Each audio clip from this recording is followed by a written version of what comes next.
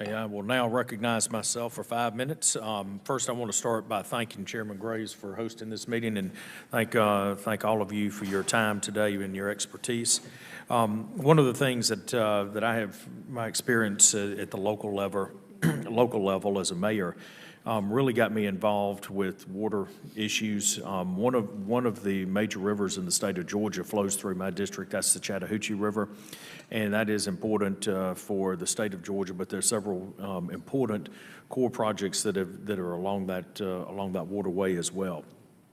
So it's one of the most important projects, though, that affects the western side of the state of Georgia, where I am, is actually on the eastern side of the state, and that's the Savannah Harbor Deepening Project. And we know firsthand how important that project is. And you may say, well, why is a project on the coast of Georgia so important to the opposite side of the state? And it has everything to do with economic development and making sure that we have a tremendous economic opportunity, not only for Georgia and the southeast, but the entire nation. So understanding that deepening the Savannah Harbor from 42 feet to 47 feet to be able to accommodate the larger ships for more efficient transport is really, really important, not only to the state of Georgia, but also to the entire nation. Currently, this has an extraordinarily cost-to-benefit ratio of 7.3 to 1, and when it's completed, it will generate an annual economic benefit to the nation of more than $282 million a year of ongoing economic success and impact on the nation.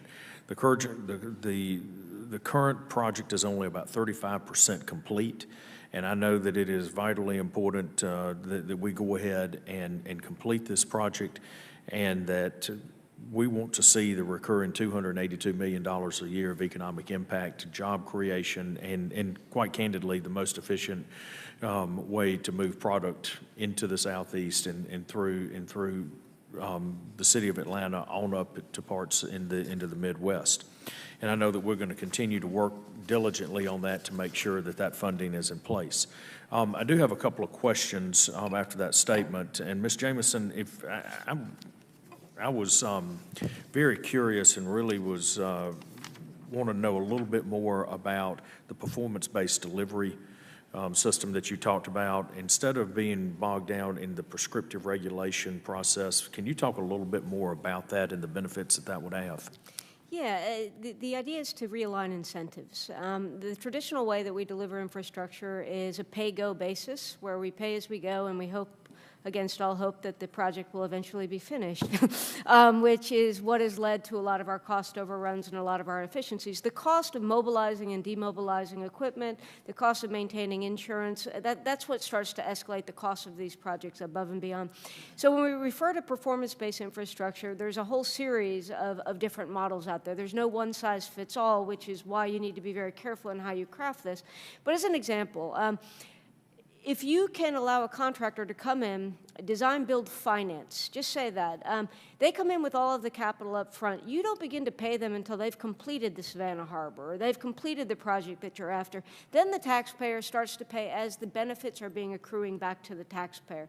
It realigns their incentives. They don't get paid till they finish, so they act differently, very differently. They're very aggressive in getting through some of the regulatory structures. Now, those also need to be addressed. It's not one or the other. You also need to address regulation in line with this. But that is really the premise of it. When you add in operation and maintenance, you also tend to incentivize to build things to last. We've seen this in a number of projects with bridges where you have two bridges side by side, one done through incentive-based performance contracting, the other not, and they use new paints that are regenerative so they can lower the maintenance cost over time. But we lock in, when we're engaging in the infrastructure, the lifetime asset management, and that's really important. But it's used very commonly. It's not a new thing. It's just the federal government has been prohibited from using it, which is trying to address our infrastructure our crisis with one arm tied behind our back. It makes no sense from a practical sense not to allow it, but then you have to be you have to use discretion and be careful when you actually implement it. Okay. Thank you. We're just about out of time, and I will yield and now call on the gentleman from California, Mr. Huffman, for 5 minutes.